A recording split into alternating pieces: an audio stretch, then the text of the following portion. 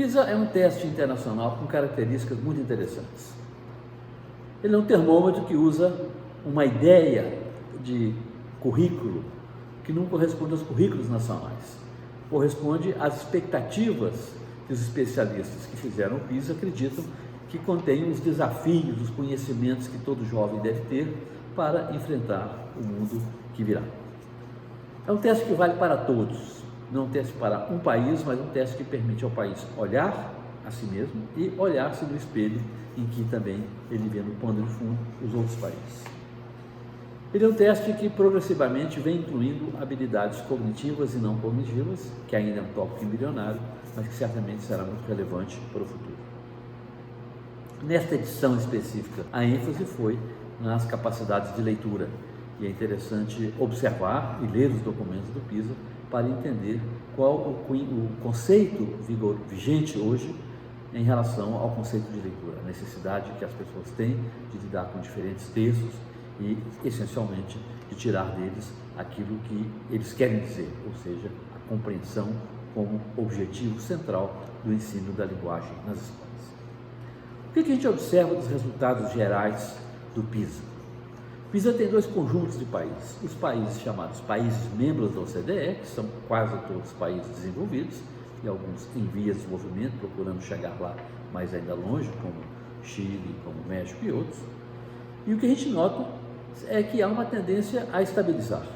Há poucos saltos nas várias aplicações do PISA desde o ano 2000 e também há poucos retrocessos significativos.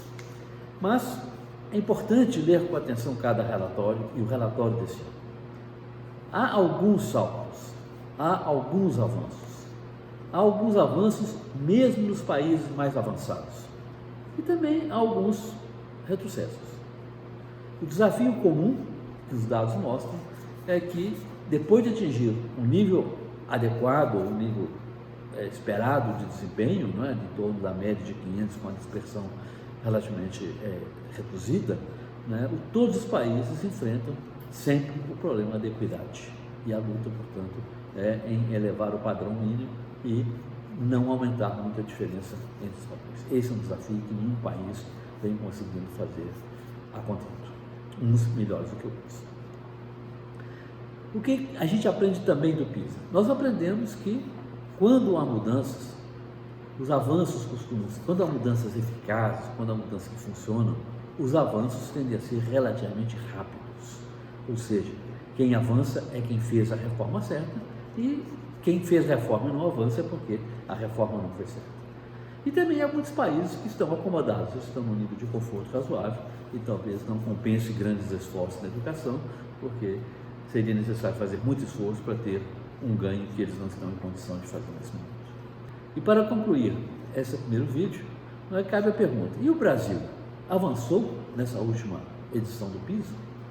As figuras que vocês veem, 1, 2 e 3, mostram que, de modo geral, a média praticamente não avançou, a rede pública não avançou, e ela não avança desde o ano 2000, não há uma piora recente, e a rede privada melhorou um pouco, 15 pontos em matemática, 21 em leitura, 12 pontos em ciência, mas não são aumentos expressivos e, na verdade, a rede privada apenas retomou o nível de 2012. Em síntese, o PISA está aí, é um termômetro confiável, bastante estável. Os dados da Prova Brasil do Enem nos permitem antecipar com bastante precisão o que vai acontecer no PISA.